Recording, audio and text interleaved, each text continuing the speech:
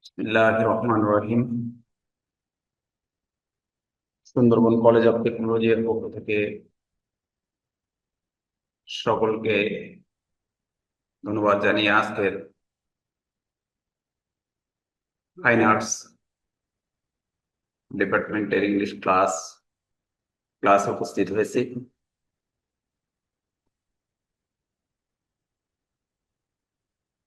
বিষয়টি অত্যন্ত জরুরি যে হঠাৎ করে পরীক্ষার পূর্ব মুহূর্তে আপনাদের সিলেবাস এবং সাবজেক্টের নাম পরিবর্তন করা হয়েছে। যদিও পরিবর্তিত বিষয় এবং সিলেবাস 2026 সালের শিক্ষার্থীদের জন্য নির্ধারণ করা হয়েছিল, তো হঠাৎ করে 2025 সালের শিক্ষার্থীদের উপর এটা চাপিয়ে দেওয়া হয়েছে। এজন্য আপনাদেরকে আজকে ক্লাসে ফাইনাল পরীক্ষার সিলেবাসের উপরে সংক্ষিপ্ত আলোচনা করে যেভাবে বা যে মেথডের উপরে পরীক্ষা হবে তার একটা নমুনা প্রশ্ন আমি আপনাদেরকে দেখানোর চেষ্টা করব। তো আপনাদের ফাইন আর্টস এর ইংলিশ সাবজেক্টের নাম ছিল বিজনেস ইংলিশ। এই বিজনেস ইংলিশ সাবজেক্টের নাম পরিবর্তন করে করা হয়েছে ইংলিশ ফর ফাইন আর্টস।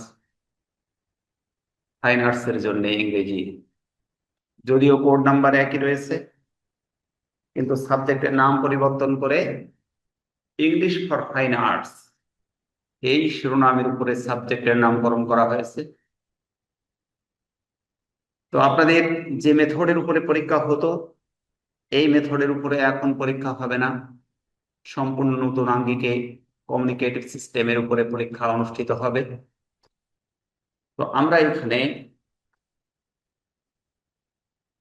একটা সংক্ষিপ্ত সিলেবাস নিয়ে আসছি। সিলেবাসটি আপনারা স্ক্রিনে দেখতে পাচ্ছেন। তো এখানে test items, students will be assessed on the basis of following criteria। এখানে লেখা হয়েছে শিক্ষার্থীরা এই ক্রাইটেরিয়ার উপরে তারা নিজেদেরকে প্রস্তুত করবে। তো এখানে আমাদের এখানে যেটা দেখা যাচ্ছে, স্পিকিং এর উপরে একটা দেখা যাচ্ছে যে 10, এখানে টোটাল মার্কস 30 রয়েছে কন্টিনিউয়াস অ্যাসেসমেন্ট, এবং 10 আছে ফাইনাল অ্যাসেসমেন্টের উপরে। রিডিং এর উপরে আছে এখানে 15 মিড টার্ম এক্সামিনেশন যেটা, এবং ফাইনালে আছে 30, টোটাল 45। তো আমাদের মূলত এখানে যে বিষয়টি লিসেনিং, স্পিকিং এবং রিডিং অ্যান্ড রাইটিং।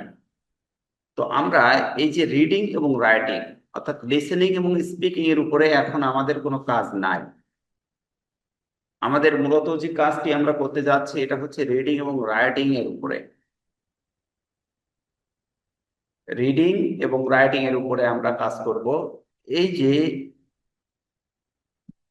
এখানে আমরা দেখতে পাচ্ছি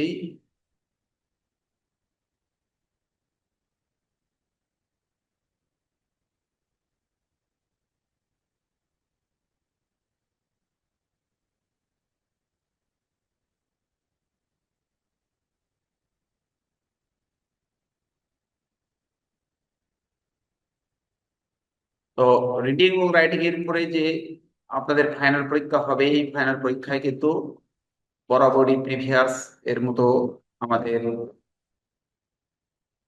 30 মার্কসের উপরে এই পরীক্ষাটা অনুষ্ঠিত হবে। এখানে দেখেন অ্যান্সারিং করছেন আপনার রিডিং এর টেক্সট এখানে লেখা হয়েছে।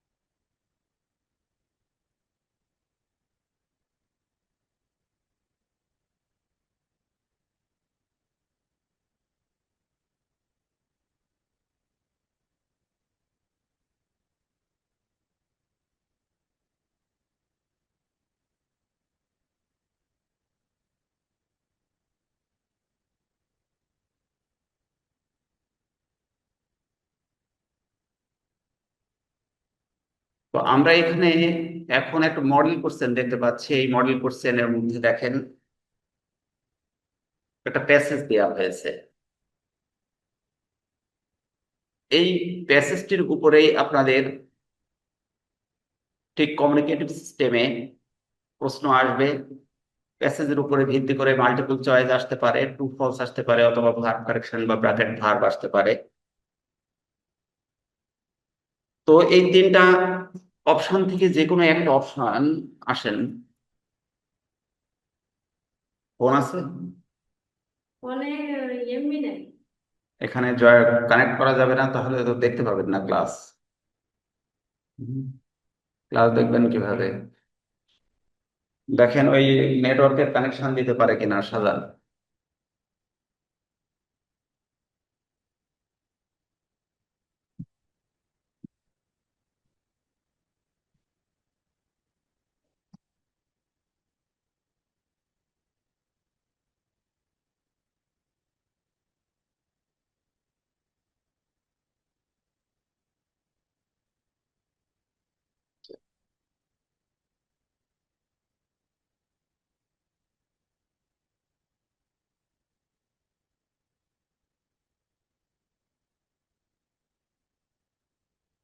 এখানে একটা প্যাসেজ আমরা দেখতে পাচ্ছি। এই প্যাসেজ কমিউনিকেটিভ কম্পিটেন্সের উপরে লেখা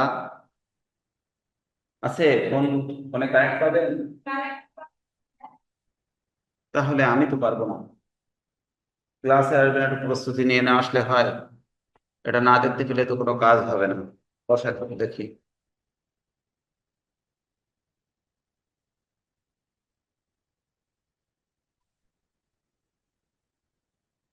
আগের সাবজেক্টের নাম ছিল কি?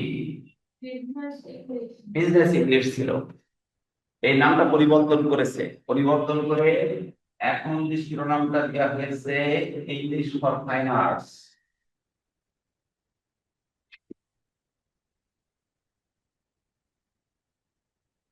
এই নামকরণ করা হয়েছে। এখন নাম থাকবে English for fine arts. Code যা আছে তাই। কিন্তু এর যে মেথডটা ছিল, পদ্ধতি ছিল, আমরা কি করছিলাম? 7টা এমসিকিউ করছিলাম, প্রস্তুতি নিয়েছিলাম, তাই না? বি গ্রুপে আমরা ইডিয়াম ফ্রেজ, তারপরে শর্ট কনভারসেশন, এবং আরেকটা কি, 2টা প্রশ্নের উপরে প্রস্তুত নিয়েছিলাম। ওই তো শর্ট কনভারসেশন মানে ডায়ালগ। আর সি গ্রুপের মধ্যে আমাদের ছিল বেশ কিছু তথ্য, ইমেইল ছিল, লেটার ছিল, প্যারাগ্রাফ ছিল, এই তো। কিন্তু আমাদের লেটার এবং প্যারাগ্রাফ 2টা জিনিসই এখানে থাকবে। লেটার থাকবে, প্যারাগ্রাফ থাকবে, এই 2টা থাকবে। এর বাইরে যে কাজটা করা হয়েছে, এই বিজনেস ইংলিশটার নাম যখন পরিবর্তন করা হয়েছে ইংলিশ ফর ফাইন আর্টস, তখন এখানে কমিউনিকেটিভ সিস্টেমে করা হয়েছে। কমিউনিকেটিভ সিস্টেম বোঝেন? এটা কি বোঝা আছে? কমিউনিকেটিভ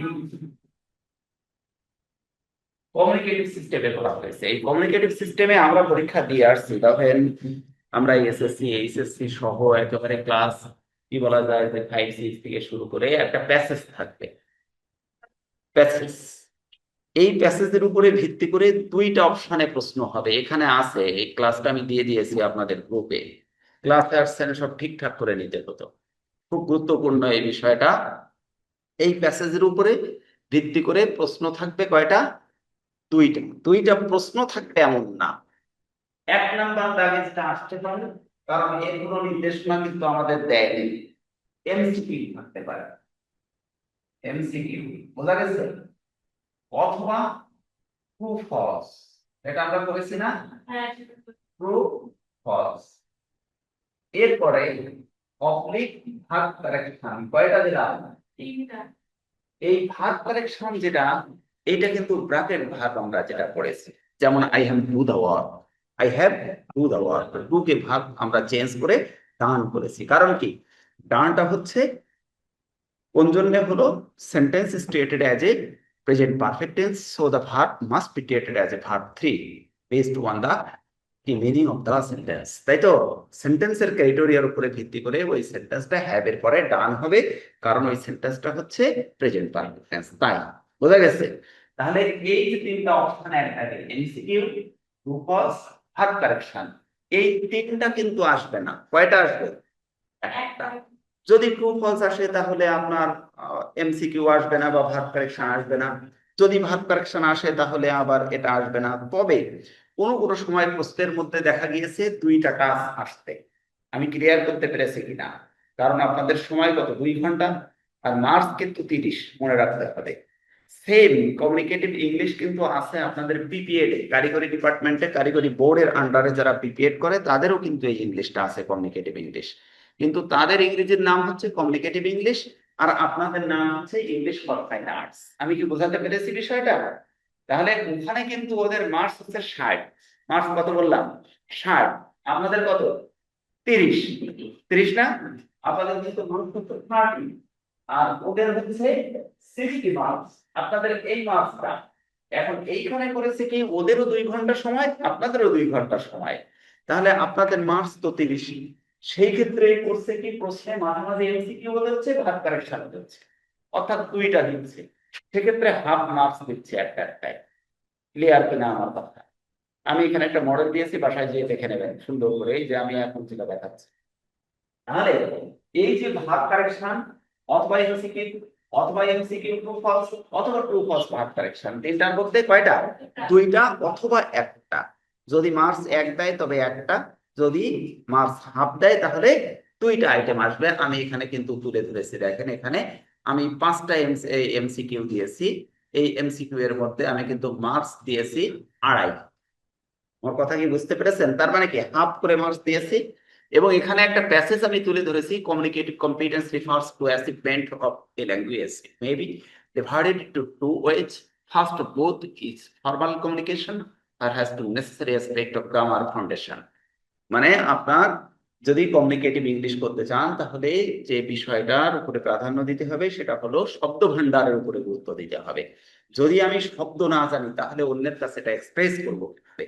তো আমার মনের ভাবটা এক্সপ্রেস করার জন্য প্রথমত আমার দরকার যে জিনিসটা, সেটা হচ্ছে ওয়ার্ডের অর্থ জানা, ঠিক কিনা? ওয়ার্ড মিনিং যদি আমি না জানি তাহলে আমি আমার ভাবকে প্রকাশ করতে পারবো না অন্যের কাছে। তার উপরে একটা প্যাসেজ এখানে তুলে ধরা হয়েছে। প্যাসেজ যে এইটাই আসবে এমনটি নয়, যে কোনো প্যাসেজ আসতে পারে। তাহলে এখানে তো কোনো সাজেশন হওয়ার মতো আর সুযোগ আছে? সুযোগ নাই, কিন্তু আগেই বলে দিলাম, তাহলে সাজেশন করার মতো কোনো সুযোগ নাই। তাহলে এই প্যাসেজের উপরে আমি কয়টা জিনিস পাচ্ছি? এই তিনটা থেকে দুইটা অথবা একটা পাচ্ছি, ধরে নিতে হবে আমি দুইটা পাবো, কারণ 2 ঘন্টা সময় টাইম ডিউরেশন দেওয়া হয়েছে এখানে 2 আওয়ার্স, এবং মার্কস করা হয়েছে কিন্তু 30। কোন গ্রুপে? ফিজিক্যাল এডুকেশনের ক্লাস শেষ হয়ে গেছে, এই ক্লাস চলছে এখন ফাইন্যান্সের, ফাইন্যান্সের ক্লাস চলছে। তো এখানে এই আপনাদের ইংলিশ আছে না এবার? আপনারা কি ফোন করছো? মানে evaluate করতে পরে না?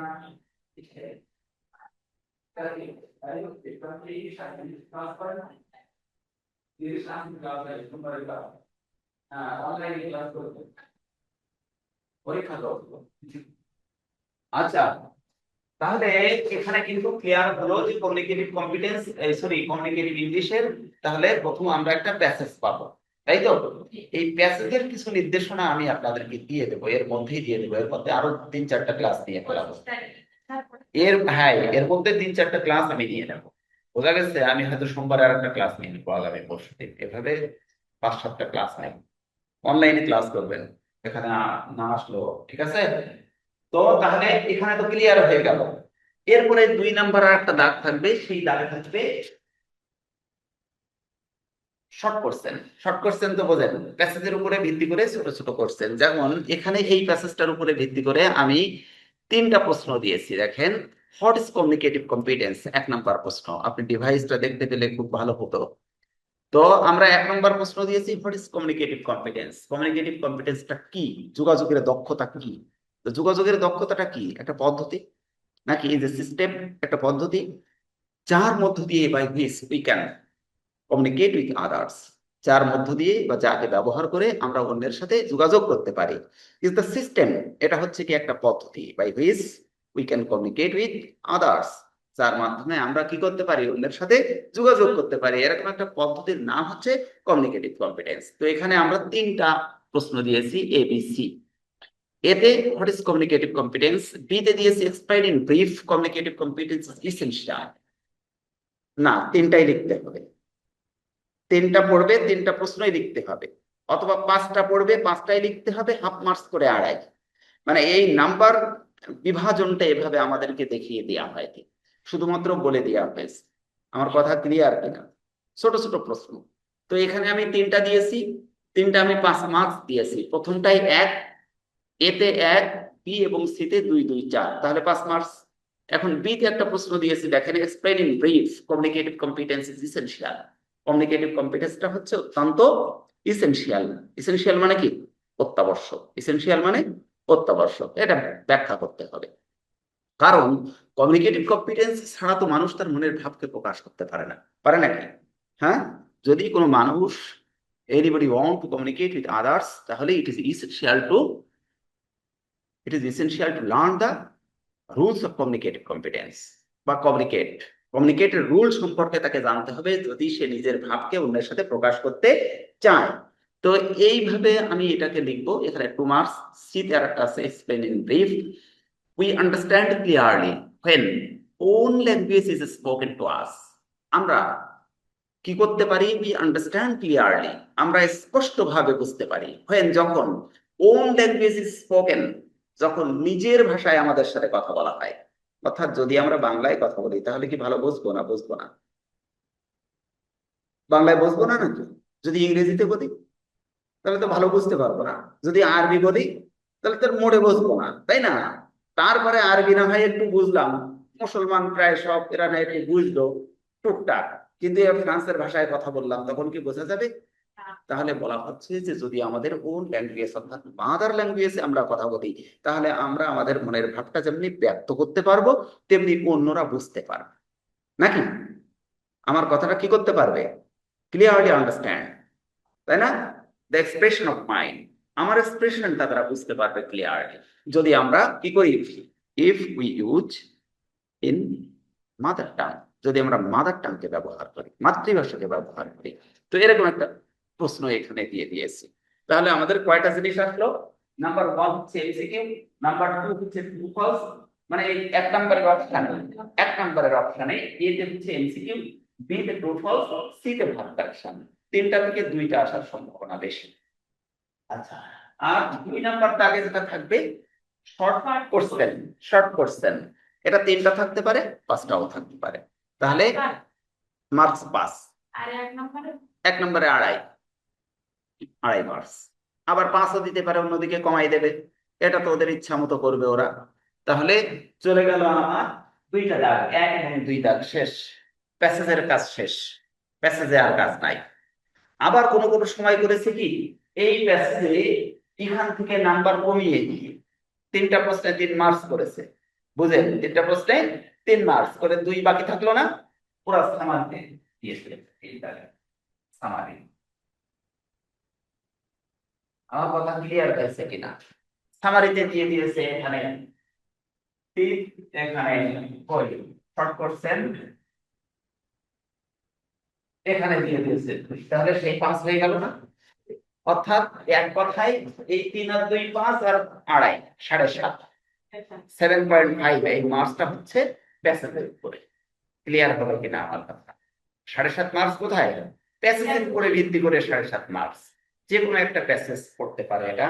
যেমন এই কমিউনিকেটিভ কম্পিটেন্সটা 2বার পড়েছে আমি দেখেছি, বিপিএড এ কারিগরি বোর্ডের আন্ডারে 2বার পড়ছে। এই যে প্যাসেজটা আমি আজকে এখানে দেখাইছি, এটা 2বার আসছে। তাহলে প্যাসেজের ফাংশন গেল। এখন আরো একটা কথা বলে নেই, এই প্যাসেজ গুলো আপনাদের ফাইন আর্টসে যেহেতু এবার প্রথম, যতকাল এটা শুরু হয়েছে এই ফাইন আর্টসের ইংলিশটা, এর নাম ছিল বিজনেস ইংলিশ, এবং এর মেথড ছিল যেটা দিয়েছি এ পর্যন্ত প্রস্তুতি দিয়েছি সব ফাও বৃথা, নাকি কিচ্ছু করার নাই আমার। কারণ এটা 26 সালে শুরু হওয়ার কথা, কিন্তু শুরু হয়েছে কত, হঠাৎ করে এই 15 দিন আগে।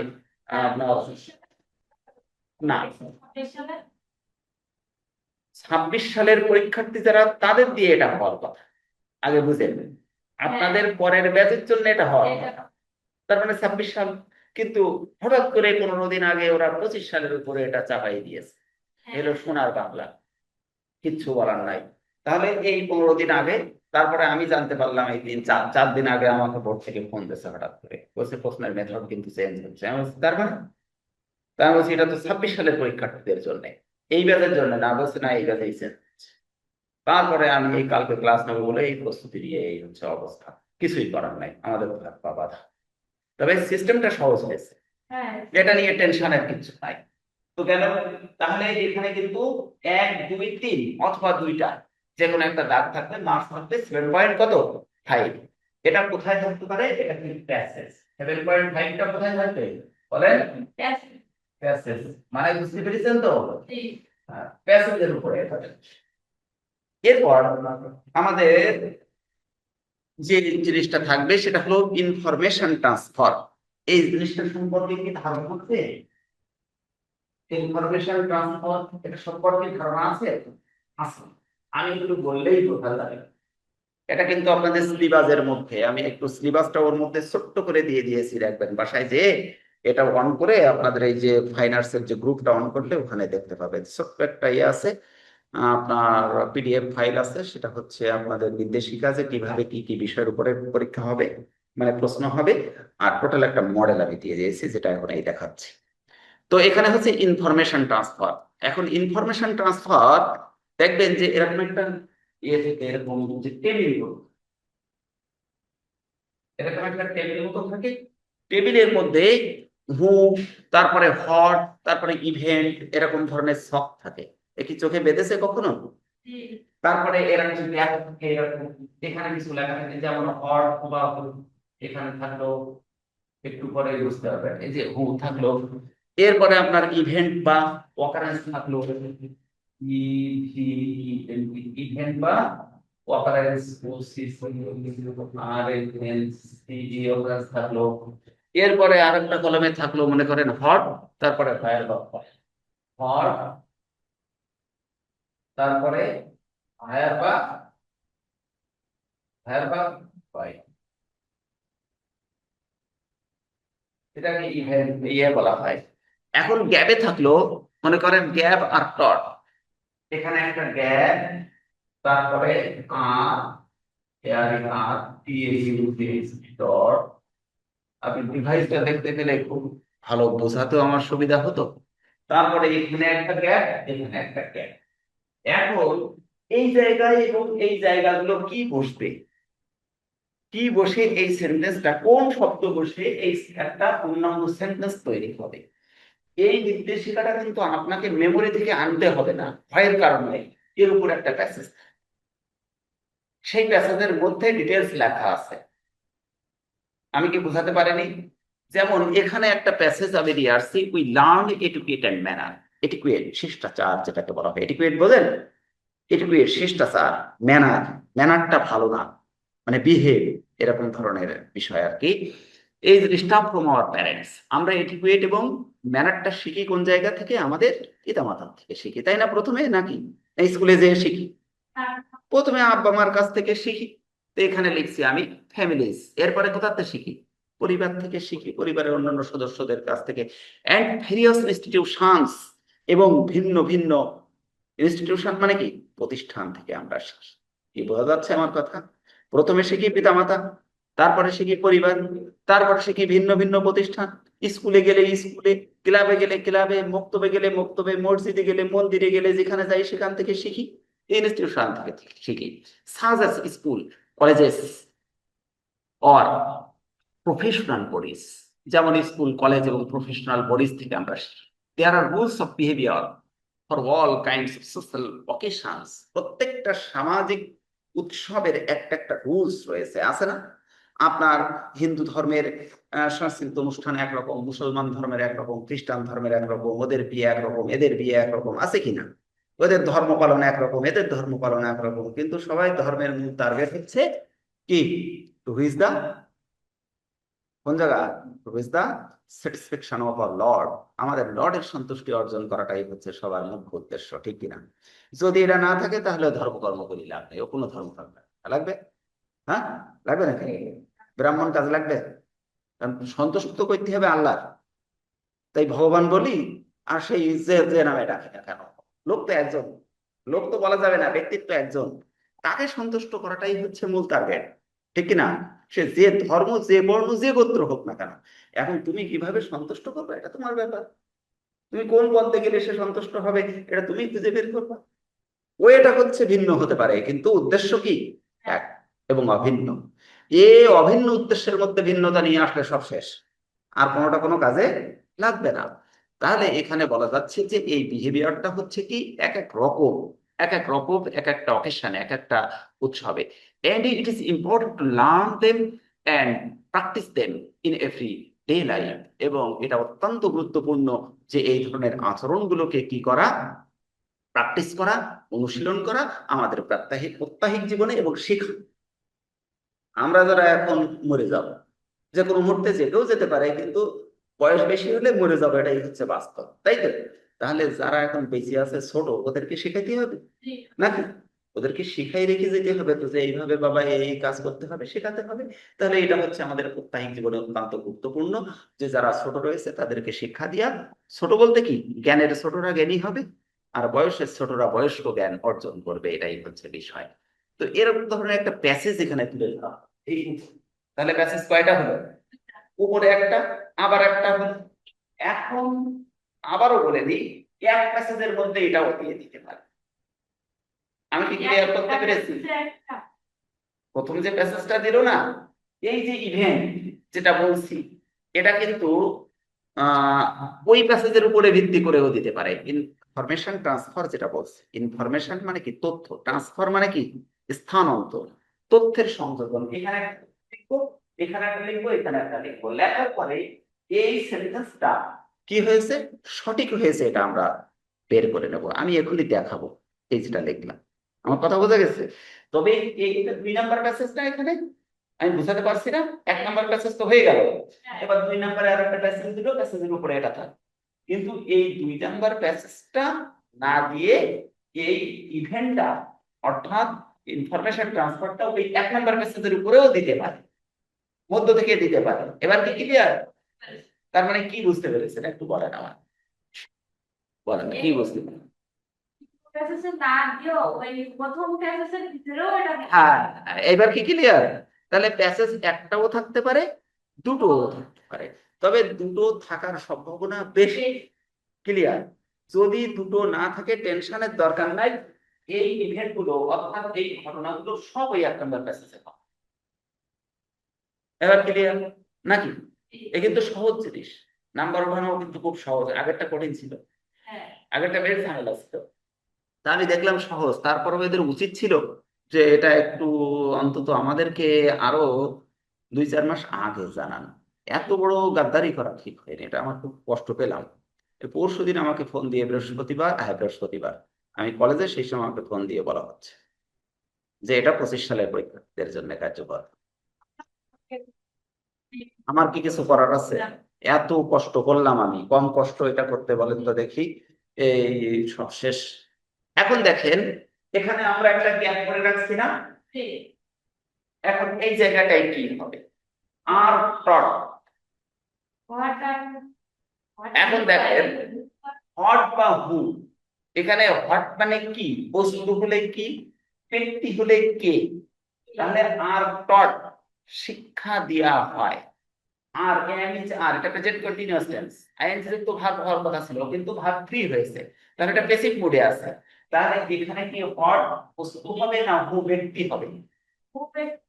ব্যক্তি হবে। তাহলে আমরা কি হু কে সিলেক্ট করব না হট কে করব?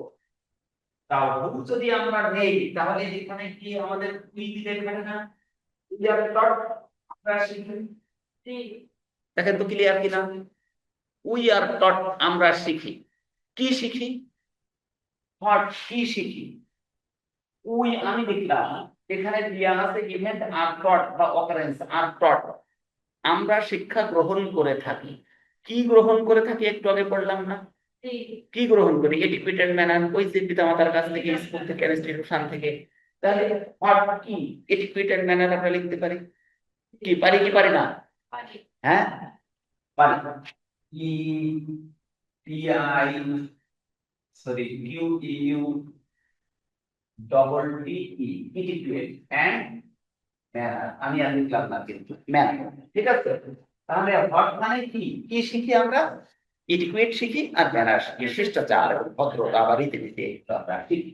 এখন হোয়ার আর হোয়াই, কেন অথবা কোথা থেকে, তাহলে আমরা কোনটা নেব? প্যাসেজে কি পড়লাম? পিতামাতার কাছ থেকে শিখি না আমরা, নাকি? হ্যাঁ, পিতামাতার কাছ থেকে। তাহলে আমরা এই দুটো কোনটা নেব? হায়ার নেব না হোয়াই নেব?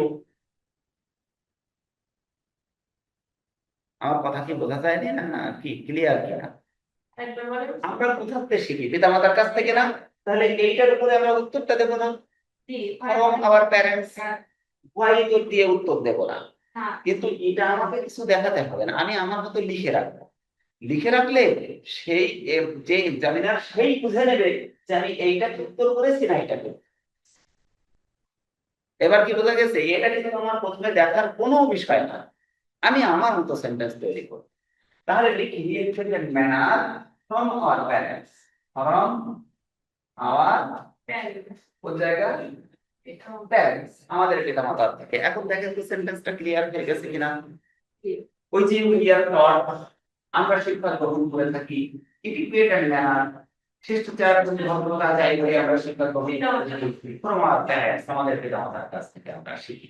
সেন্টেন্সটা ক্লিয়ার, এটাকে বলা হয় ইনফরমেশনাল ট্রান্সফার, তথ্য স্থানান্তর। এরকম এখন ইন্টারমিডিয়েটে বোধহয় এটা পড়ে, আমি ঠিক জানি না, কারণ আমি তো সিম্পল ইন্টারমিডিয়েট পড়াই না। তাহলে সম্ভবত ইন্টারমিডিয়েটে পড়ে। এরকম আর ওই 5টা সেন্টেন্স থাকবে। এই একটা সময় এখানে লিখে দেবে, এইখানটায় গ্যাপ দেবে, এখানে লিখে দেবে, এখানে গ্যাপ দেবে, এভাবে মেশাতে হবে। আবার কোনো সময় এখানে একটা গ্যাপ দিল, লাস্টে একটা গ্যাপ দিল, মাঝখানে দুটো লিখে দিল। সব এই প্যাসেজের মধ্যে আছে। এর প্রত্যেকটা আমি যে আজকে যে মডেলটা দিয়েছি বাসায় যে দেখেন, সব আমি উত্তর সহ সিলেক্ট করে দিয়েছে এখানে। আমি কি বোঝাতে পেরেছি বিষয়টা? 2 নম্বরে আরো একটা এখানে লিখেছি, দেখেন রুলস অফ বিহেভিয়ার। এখানে তাহলে from our parents, families and various institutions, আমি পড়ছিলাম না একটু আগে, মনে পড়ে? এই যে প্যাসেজটা কিন্তু আমি পড়ছিলাম, এই প্যাসেজটা এখানে হচ্ছে এই যে উই লার্ন এডুকেটেড ম্যানার, আমরা শিখি এডুকেটেড ম্যানার, আছে না? আমরা শিক্ষা গ্রহণ করি এডুকেটেড ম্যানার। ও লিখছে ফ্রম আওয়ার প্যারেন্টস, আমার প্যাসেজ পড়ছি কিন্তু, ফ্রম আওয়ার প্যারেন্টস, আমাদের পিতামাতার কাছ থেকে, comma families and various institutions, and various institutions, বিভিন্ন প্রতিষ্ঠান থেকে আমরা শিখি। আমি কিন্তু সেই তথ্যটাই লিখেছি যেটা নাকি আমার প্যাসেজের প্রথম লাইন। বোঝা গেছে? অ্যাকর্ডিংলি সবগুলো এই প্যাসেজের মধ্য থেকে আছে, এরকম 5টা পড়বে। কোথাও এখানে গ্যাপ থাকবে, এখানে লেখা, এখানে গ্যাপ, এখানে লেখা। কিন্তু আমরা এখন যেটা পেয়েছি শুধুমাত্র এইটুকু আমাদের লেখা, আর গুলো কিন্তু আমরা লিখেছি। এগুলো আমরা লিখেছি না? এগুলো আমরা লিখেছি এবং লিখে আমরা প্রমাণ করার চেষ্টা করেছি, ট্রাই টু প্রুভ দা কি অরিজিন অফ দা সেন্টেন্স, সেন্টেন্সের মৌলিকত্বকে আমরা প্রমাণ করার চেষ্টা করেছি। এবং it's clear to us that the meaning is right, এই অর্থটা কিন্তু সঠিক, এটা আমাদের কাছে স্পষ্ট। অর্থ এখন সঠিক না? তাহলে হয়ে গেল। এরপরে যে জিনিসটা, কোনটা? এটা, এটাই 5 মার্কস। ওইটা এখানে মার্কস, এখানে মার্কস দিয়েছে 2.5, তার মানে 30 করতে হবে তো আমার, আইটেম সবগুলো থাকবে, 2.5 মার্কস করেছে। আচ্ছা, এরপরে দেখেন ফিল ইন দ্য গ্যাপ। হ্যাঁ, এটা আপনাদের জানা আছে, উইথ ক্লু বলে আর উইদাউট ক্লু, জানা আছে? উইথ ক্লু উইদাউট ক্লু, এরকম একটা প্যাসেজ থাকে, এতে gap, A B C D এরকম কিছু গ্যাপ থাকে, উপরে কিছু শব্দ থেকে শব্দগুলো এই ওর মধ্যে দিতে হয়, এটাকে উইথ ক্লু বলা হয়। আর যার শব্দ থাকে না ওগুলোকে উইদাউট ক্লু বলা হয়।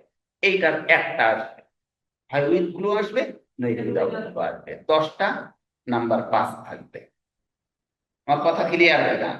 উইথ ক্লু আসলে উইদাউট আসবে না, উইদাউট আসলে উইথ আসবে না, এখানে আমি অ্যাড করে দিয়েছি। এরপরে দেখেন তাহলে উইথ ক্লু উইদাউট ক্লু এখানে আমি দিয়ে দিয়েছি অ্যান্সার সহ। এরপরে আরেকটা জিনিস আসবে, কমপ্লিটিং সেন্টেন্স। এ সম্পর্কে কি ধারণা আছে? আছে? একটা সেন্টেন্স ধরে নেন, এটাকেও আমরা কমপ্লিটিং তৈরি করতে পারি।